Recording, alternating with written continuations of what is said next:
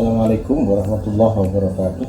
Para santri di berbagai penjuru negeri tercinta, hari ini menjadi hari yang sangat menegangkan sekaligus menggembirakan, karena di hari ini ada rapid test untuk gelombang keempat.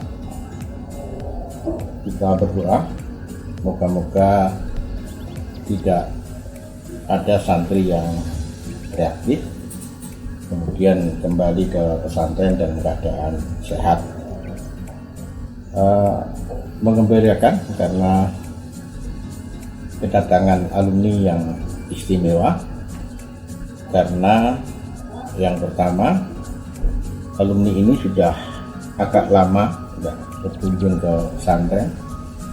Yang kedua, alumni ini, tiga orang ini adalah orang yang langka, karena beliau bertiga ini adalah hafizul Quran. Dan yang ketiga, ketiganya ini menyelesaikan pendidikannya di Turki untuk strata G3. Para santri, sebelum saya berbincang-bincang dengan beliau, barangkali kalian juga masih ingat, punya memori dengan ketiganya, waktu nakal bareng, waktu mandi bareng, waktu makan bareng, waktu saling tertawa dan menangis bersama-sama, tentu punya kenangan.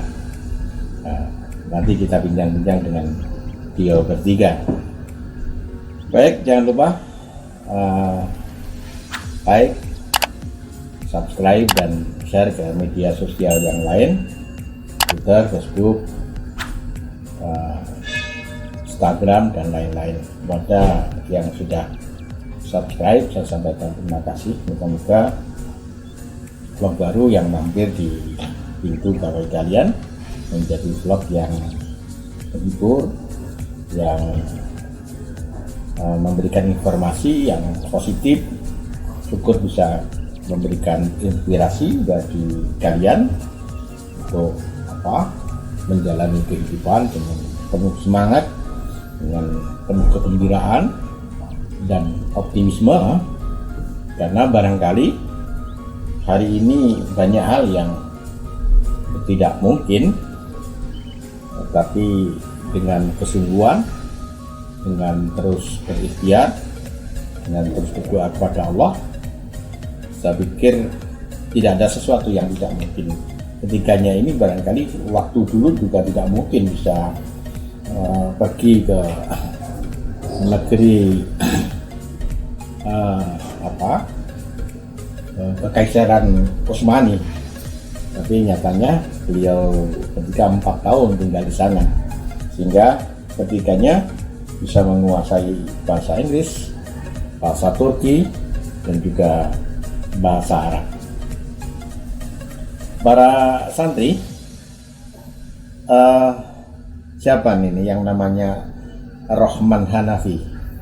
Oh ya, yang namanya Muhammad Amrin Al-Haris, yang namanya Afwan Ferdiansyah.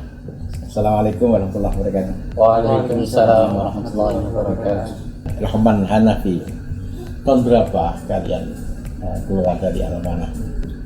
Saya keluar dari Al-Amanah ketika lulus satu tahun sekolah di MIB, kelas 1 MA. Ke kelas 2-nya saya mohon pamit ke Bapak, pindah ke UICCI. Gitu ya. Kalau kamu? Saya sudah lulus SMP, langsung masuk ke asrama ya. Apa? Saya tahun 2013, waktu itu setelah menyelesaikan satu aliyah, Ustadz Khalid menyarankan saya ada rekomendasi Asma Tahfiz Sulaiman. Gitu ya. Kemudian saya pamit ke Ustadz. Di Sulaimannya mana itu? Sama itu. Sama. Di mana itu? Surabaya, Timur Sari. Mungkin ada kenangan indah di pesantren itu kenangan yang menyedihkan di pesantren Al-Amanah ini. Coba kalau kamu apa? Tapi jangan yang terlalu jelek ya. Nanti didengar orang seluruh dunia terlalu jelek. Ini mana ada? Kalau kesan yang pesantren pasti kan kesannya yang kebersamaan yang paling. Oh gitu ya. Makan bersama, melakukan kegiatan Islami bersama, sholat dan semuanya. Itu kebersamaan itu kalau pesantren itu intinya kebersamaan. Gitu. Itu yang terkenang di alam. Kemudian ada bedanya kalau misalnya kebersamaan dengan di pesantren Al-Amanah dengan di Sulaimaniyah mungkin. Kalau saya rasakan sendiri di Al-Amanah itu waktunya makan itu biasanya anak-anak itu satu tempat itu satu nampan iya satu nampan itu kebersamaannya terasa sekali gitu. Tapi kalau yang di Sulaimaniyah itu kita di satu meja makan gitu, piring per orang. Oh gitu ya. Iya. Itu yang tidak terlupakan. Iya. Namanya tajamu. Enggak terlupakan. Kadang-kadang kenangan itu dari hal-hal yang kecil sampai tua, hal-hal yang kecil itu masih teringat. Hal yang besar malah kadang-kadang lupa. Kamu, Muhammad Amrin Al-Haris, ada kenangan di? Kalau saya dulu ini kenangan paling mengesankan itu pramuka dulu, sering ikut lomba pramuka bareng Ustaz Muafiq. Oh gitu ya. Memang anggota Kopastra ya? Iya, dulu anggota Kopastra waktu SMP bareng teman-teman dulu, Faruk, terus siapa lagi, Asrol gitu. Jadi kalau keluar itu bareng-bareng itu seru. Menginap di tenda itu. Oh iya. Kita pernah dulu di Prigen itu selama seminggu di gunung itu, pas pertama kali ikut berdiriin tenda belum berdiri udah turun hujan, jadi kita hujan-hujan sambil diriin tenda itu. Oh begitu ya. Itu yang paling mengesankan dulu. Masih komunikasi dengan teman-teman? Masih komunikasi sama mereka. Pakai WhatsApp. Kamu? Sama seperti saudara kita Haris, anggota Kopastra pertama. Oh gitu ya. Yang dikirim ke Gontor untuk pertama kali waktu itu. Oh gitu ya. Jadi waktu itu saya tidak memiliki seperti pemikiran kalau saya akan ikut lomba pramuka karena saya tidak ada bakat-bakat seperti pramuka. Tiba-tiba Ustadz Iza memilih saya untuk masuk Kopastra. Saya waktu agak ragu, takut bisa bantu mereka atau tidak. Itu ya udah saya ikut aja, kata ayah saya, kamu ikut aja katanya. Karena ayah saya alumni Gontor. Oh gitu ya. Jadi ayah saya alumni Gontor, jadi ayah saya mengasih motivasi untuk mengikuti lomba pramuka di Gontor waktu itu. Kemudian berapa tahun di Sulaimaniyah Indonesia? Untuk di Sulaiman Indonesia saya 2 tahun di Surabaya, 1 tahun di Puncak Bogor. Kalian sama juga ya? Sama. 2 tahun di Surabaya, 1 tahun di Puncak Bogor. Ya. Selama di Sulaimaniyah selesai 30 juz ya? Alhamdulillah. Gimana pengalaman kalian ketika akan terbang di Turki mungkin? Ya rasa gimana atau gimana yang kamu gimana?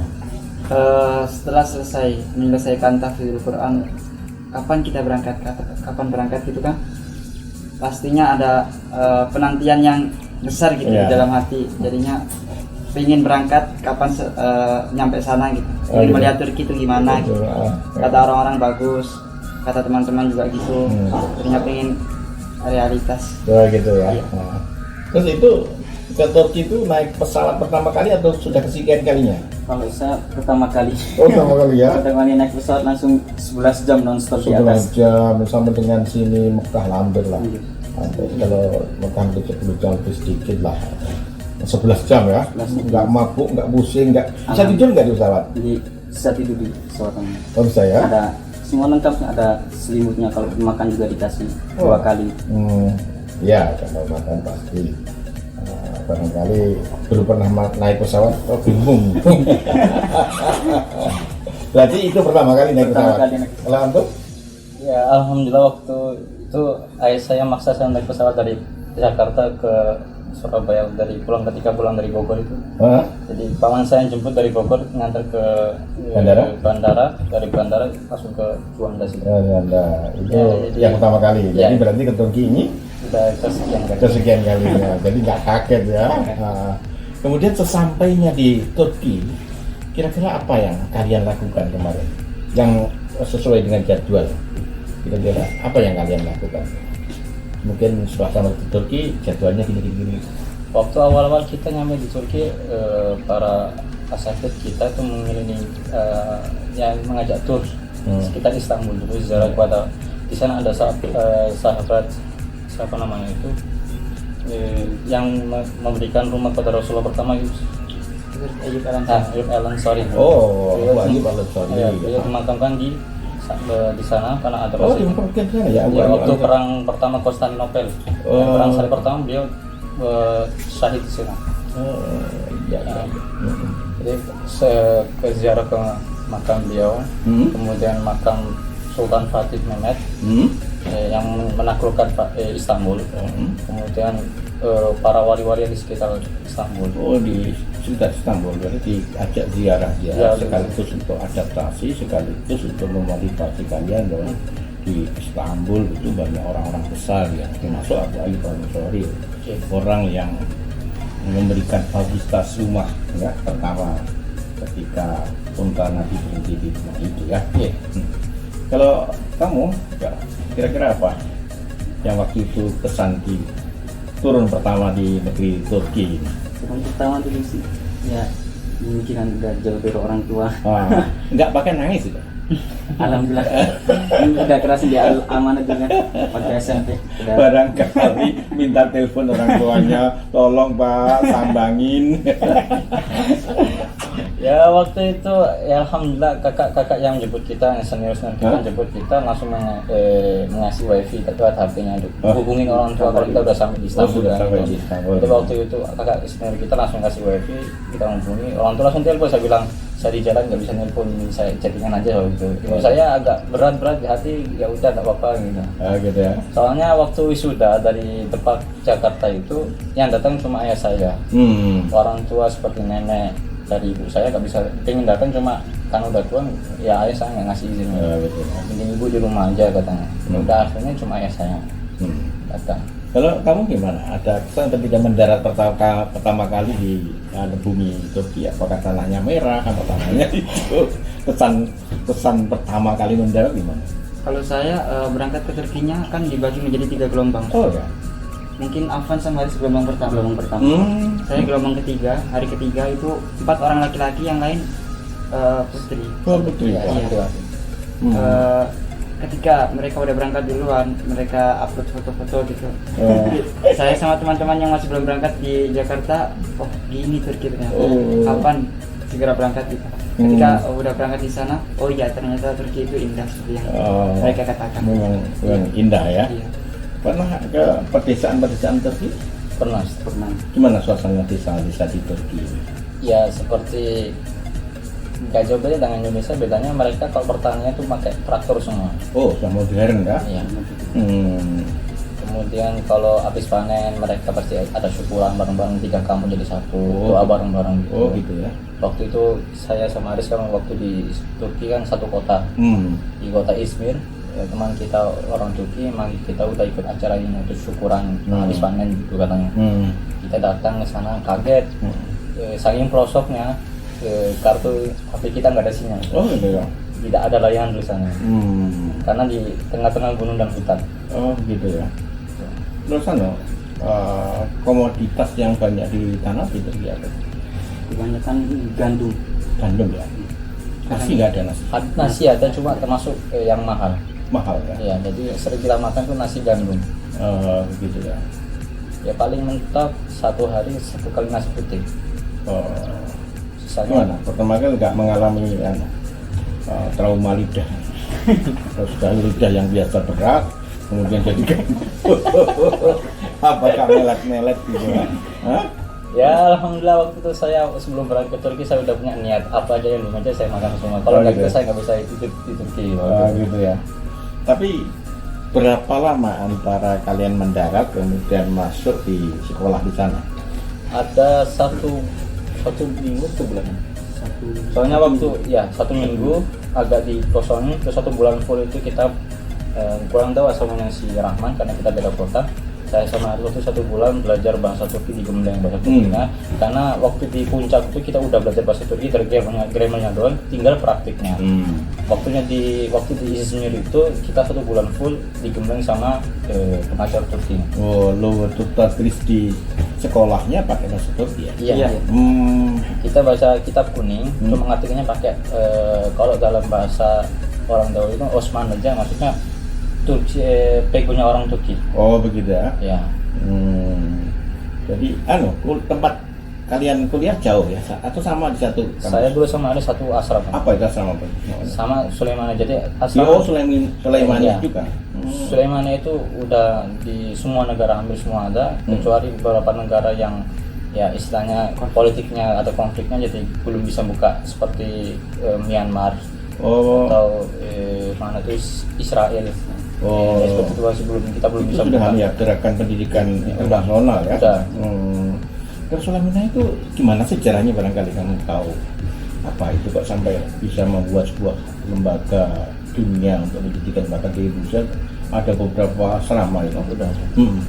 Pernah baca itu sejarahnya, misalnya Sulaimania itu diinisiasi oleh siapa gitu.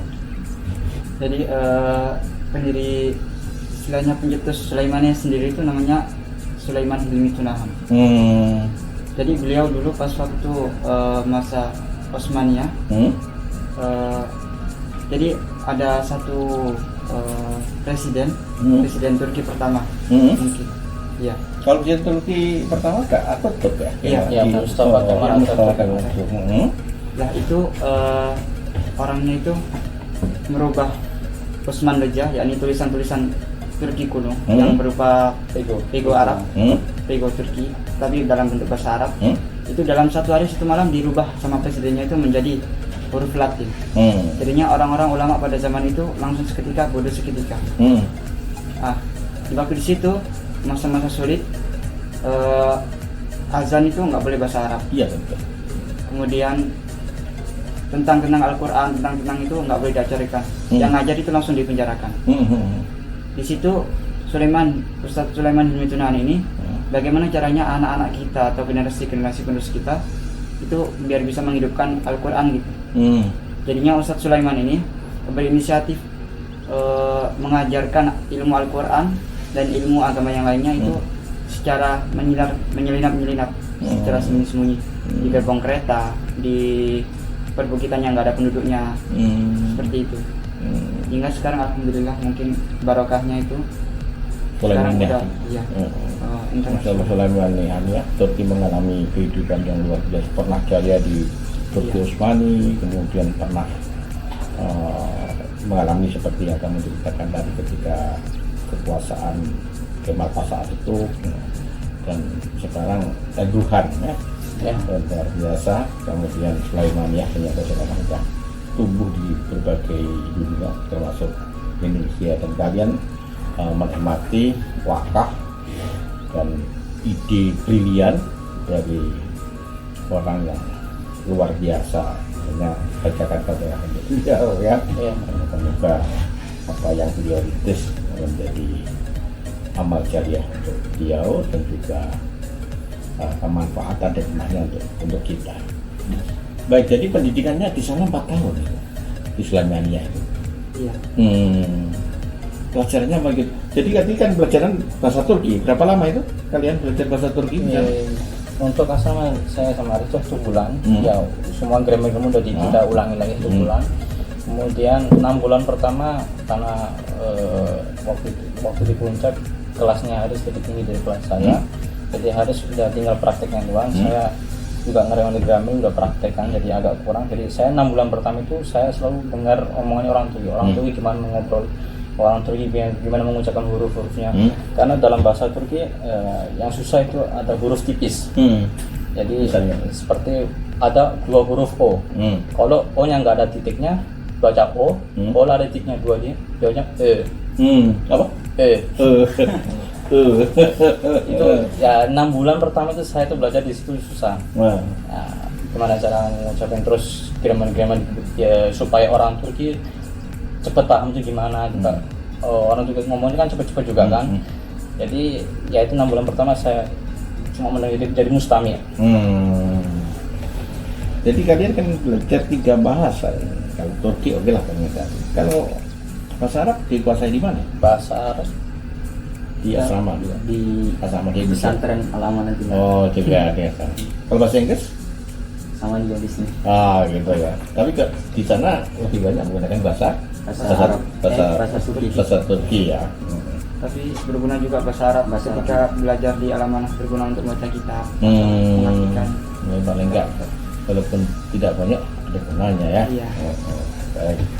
Terus materi pelajarannya apa saja? Materi pelajaran ilmu nahwu sorot, sama yang diajarkan di sini. Fikih, tapi kita di sana belajarnya fikih Hanafi. Oh, fikih Hanafi ya. Jadi kadang kalau kita Syafi'i, kadang ketuker gitu kalau ujiannya soal Hanafi tapi kita jawabnya Syafi'i, jadi otomatis sama hilang nilainya di sini. Contohnya apa seperti apa ya? Biasanya kan yang kalau di wudu tuh biasanya ini niat, kan di Hanafi niat kan ini apa sunat, kalau kita wajib Ya. Jadi kita pertama kali kan belum tahu kan, jadi di bawah ini yang merupakan salah satu sunnah wudu, tapi dalam ini mazhab Hanafi, mazhab Hanafi kita jawabnya wajib. Terus waktu koreksi ternyata sunnah. Itu hilang poinnya di situ. Nggak bisa membantah ya? Nggak bisa. Itu saya lupa. Saya itu mengikut Syafi'i di Indonesia. Tapi luar biasa kalian bisa paling enggak mengenal 2 mazhab secara serius. Kalian mengenal Hanafi di Turki dan di Indonesia kalian banyak mengenalkan Syafi'i. Baik, selama beberapa tahun di sana, makanan yang kalian suka apa? Apa jenis apa ya yang membuat ketika kamu makan itu rasanya wah nyaman sekali gitu. Kalau saya sendiri kofte namanya. Kofte. Itu kayak bakso kalau di Indonesia. Iya. Tapi dibakar kan? Iya, Apa nggak mbak 1 2 3 kayak apa? Kamu apa? Kalau saya kan di Turki terkenal dengan kebabnya kan, jadi kebab di Turki itu bermacam-macam. Saya dulu ini namanya Iskender kebab, kebab Iskender. Jadi kebabnya itu ada nasi apa? Gandum, terus ada cabainya, tapi cabainya disuruh nggak pedes sih, jadi agak manis-manis. Terus ada tomat, terus ada ini bawang bombay itu. Oh gitu ya. Bawang bombay, terus dagingnya tadi daging kebab, terus ada saus sama ini yogurtnya. Jadi saya suka dari yogurtnya itu.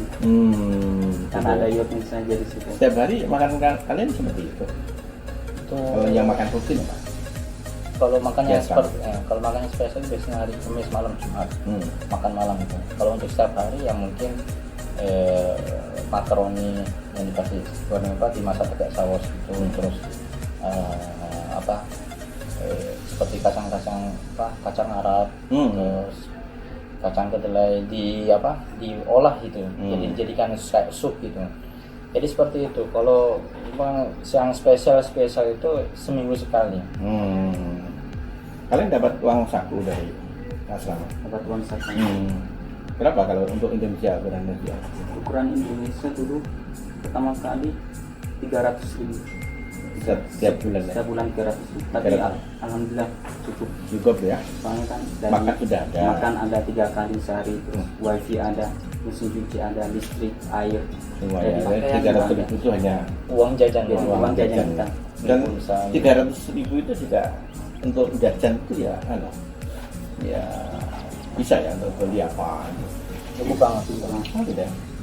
300.000 untuk Indonesia, uang Indonesia Ya, waktu ditukar ke kurs kita.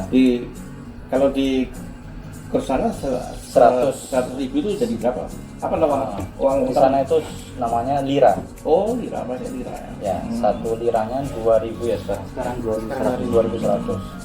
Gitu. Makan yang paling murah berapa 2.000. untuk uang Indonesia? 2.000 Ribu masih ada? Uang 2.000 rupiah masih ada? Makanan apa tuh? Ya kayak snack gitu. Oh, tinggi. coklat gitu yang bungkusan gitu. 2.000 masih ada ya.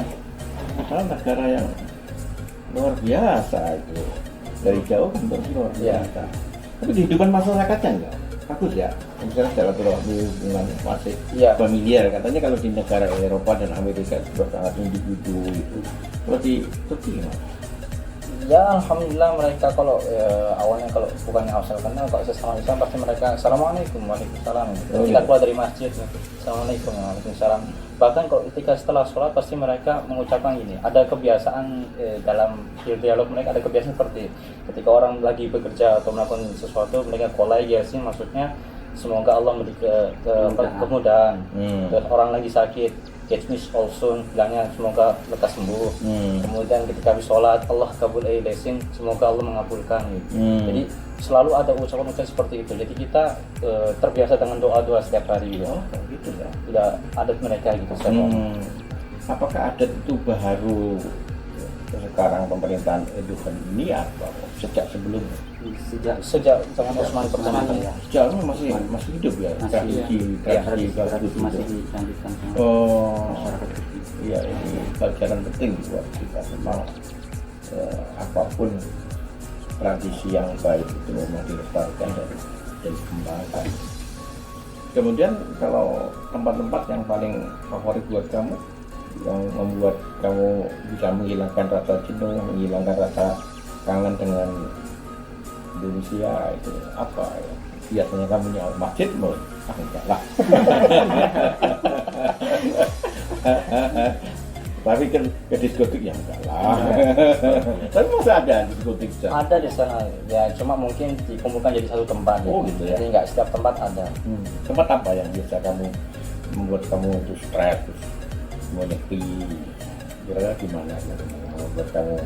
Yang lebih enak itu di Istanbul, soalnya di sana ada restoran Indonesia. Oh gitu ya. Jadi kalau kita kan di Izmir kan masih agak jauh. Jauh antara Izmir dan kamu. Ya seperti Sidoarjo, Jogja. Sidoarjo, Jogja itu dengan kendaraan tercepat kalau sekarang lewat tol itu 4 jam. Ya. Kalau di sana juga pakai kendaraan apa itu? Ya sama bis. Oh bis ya. Bis dulu perjalanan 8 jam kalau nggak ada tol. Apa ada liburan? Ada. Dalam hari apa liburan? Itu tergantung gimana ya bagian liburannya. Setiap 1 bulan itu ada libur kalau untuk orang Turki izin rumah pulang, izin pulang ke rumah orang Turki. Jadi dimulai hari Jumat setelah sholat Jumat sampai Minggu sore sebelum maghrib biasanya. Jadi 3 hari mereka boleh pulang. Kalau untuk kita yang dari orang luar negeri ya boleh keluar dari asrama jalan-jalan kemana kayak atau ngelancong kemana gitu. Nah waktu itu saya sama Haris itu selalu ke samping pantai kayak apa gitu kan, kita di Izmir kan dekat pantai. Oh jadi, kalau dekat pantai ya? Ya kalau kan soalnya depan Izmir langsung Yunani. Oh iya. Terus kalau musim panas kita biasanya ke pantai makan ciki-cikian gitu di samping lagi lihat pemandangan kapal lewat gitu. Jadi kalau terus kita cerita waktu kita di Almana gimana kenangan sama Ustadz almarhum Ustadz Rohi, sama almarhum Ustadz Ikhwan gitu. Gitu ya. Tapi negara Turki itu apa sama juga dengan Indonesia, segala macam tumbuhan juga subur atau seperti negara-negara Arab? Kalau untuk segala macam tumbuhan itu hanya di kota Antalya. Jadi seperti kalau ingin makan pisang, nanas, sama buah naga atau yang buah-buah tropis, kebanyakan dari kota itu, khusus kota itu. Soalnya di kota lain kayak nggak hidup. Ada di kota Izmir pohon pisang saja, nggak ada buahnya. Oh, pisang tapi nggak ada buahnya. Ya, jadi pohonnya saja. Buah. Ya. Ada. Itu di Izmir ya? Ya. Izmir apa kota kabupaten atau kecamatan? Ya saya Provinsi. ya, provinsi ya? Namanya kota gitu. Kota besar provinsi. Maksud kota besar ya? Iya. Kota besar. Tapi justru kalau liburan kok malah ke Istanbul, kalau apa nggak ada tempat-tempat liburan yang gimana di Izmir tidak terlalu banyak yang diziarah ya. Oh gitu. Soalnya waktu zamannya emang zaman dulu Izmir kan bekasnya Yunani kan, jadi masyarakatnya masih ada berpikiran seperti orang Yunani gitu. Jadi wali-wali nggak terlalu banyak yang di makam di sana. Ada seperti kitab yang kita baca itu Imam Dirgiri, kemudian Ibnu Malik kan di sana juga dimakamkan di sana. Ibnu Malik Alfiyah Ibnu Malik bukan? Ibnu Malik atau Ibnu Malik? Ibnu Malik itu tafsir ya kalau nggak salah itu. Nah itu dimakam di sana. Yang lainnya di kota-kota lain. kamu juga di Izmir ya? Saya di Istanbul. Istanbul lah, di kotanya ya. Ya pernah saling berkunjung tuh misalnya. Ya. Kamu ke Istanbul atau kamu ke Izmir? Kita juga ke Istanbul juga. Saya juga kalau liburan ke Izmir. Ke Izmir juga ya, Ya. 4 jam tadi ya. Berarti berapa kota sih Gunung? Beberapa provinsi itu di yang Turki itu. 82 83 sekali. Tapi yang sangat terkenal, 3 kota. ah, Istanbul, Ankara ibu kota, ah. dan Izmir. Oh 3 kota ini yang paling anu ya, Ya. paling. Kalau apa? Kalau masalah politik kan beberapa waktu yang lo hampir seperti kudeta, kamu sudah ada Iya. belum? Kita belum datang loh. Belum datang Waktu juga? berangkat ada kudeta itu orang tua saya takut. Oh. Udah jangan pergi, jangan lagi kudeta, karena ada sengketa di sana. Saya bilang, Bu, ya udah jangan khawatir. Asrama nggak pernah ikut dengan politik, gitu. Gitu Soalnya ya. nggak ada hubungannya dengan politik asrama kita. Itu berangkat kita nggak ada apa-apa gitu. Yang masalah seperti perbatasan di Syria atau dekat dengan Irak, banyak Iran itu sering ada peperangan. Di Izmir, di Istanbul santai-santai aja, nggak ada efeknya gitu. Itu lagi Izmir kan perbatasan dengan Yunani ya? Ya. Nggak terjadi Nggak. konflik ya? Nggak ada, alhamdulillah. Nyaman-nyaman saja ya? Ya. Baik. Jadi apa?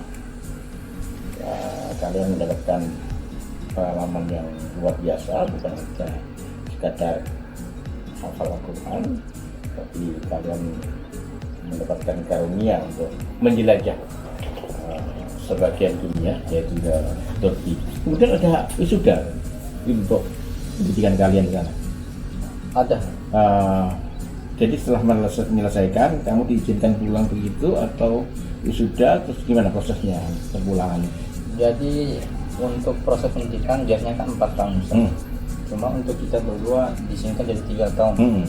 Karena waktu di puncak kita udah melihat pelajaran-pelajaran seperti nawasod yang tingkat rendah itu. Jadi waktu nyampe di kota Izmir, kita langsung ke tingkat selanjutnya. Cepat itu. Jadi kita 3 tahun belajar di Rahmah, 4 tahun belajar. Nah 3 tahun kita belajar, lulus tahun kemarin kita saya sama Haris. Kemudian sama yayasan yang mengurusi santri-santri yang datang dari Asia Pasifik bilang ke kita, gimana kalau kalian mengajar 1 tahun di Turki. Kita berdua alhamdulillah setuju aja, karena ya mungkin waktu itu kita berdua pas pendidikan nggak mau pulang cepet-cepet gitu, masih ingin betah-betah di Turki. Betul. Kemudian ya alhamdulillah 1 tahun full kita ngajar di Turki. Gitu ya.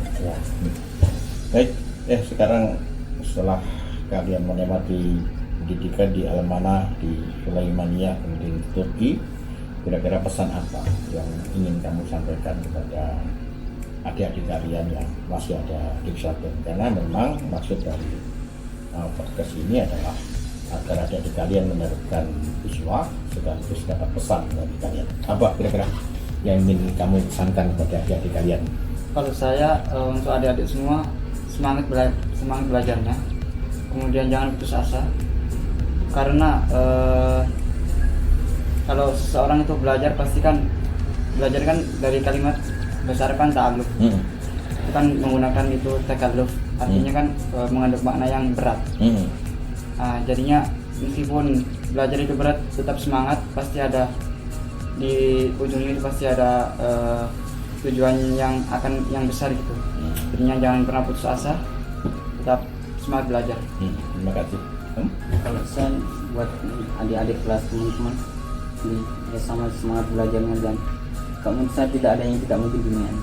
Jadi saya juga dulu SD SMP masih belum tahu gambaran Turki kok tiba-tiba ada di Turki. Jadi saya dulu pegang Al-Quran, inna ma'al usri yusra, jadi dengan kesusahan tersebut, di balik kesusahan pasti ada kemudahan.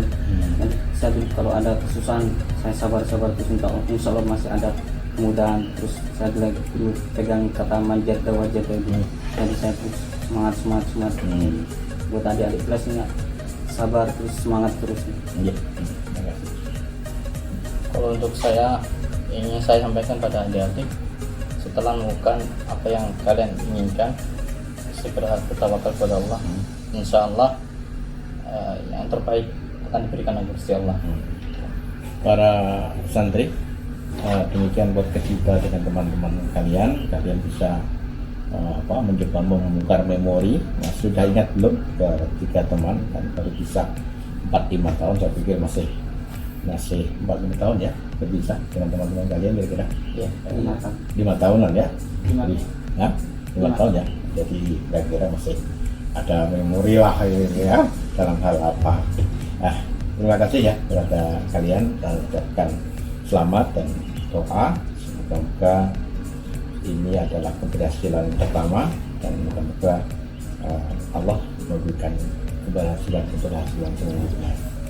Ya, terima kasih atas kedatangannya di pesantren Al-Amanah. Saya juga minta doa semoga pesantren Al-Amanah tetap berkembang dan tetap bisa menjalankan tugas dengan baik, guru-guru yang baik juga saya harapkan juga bisa muncul dari Al-Amanah sebagaimana kalian mengenang Ustaz Rahim, Ustaz Ikhwan, dan juga Ustaz yang lain seperti kedua beliau. Demikian podcast kita hari ini. Terima kasih atas perhatiannya. Akhiran wabillahi hidayah taufik. Assalamualaikum warahmatullahi wabarakatuh. Waalaikumsalam warahmatullahi wabarakatuh.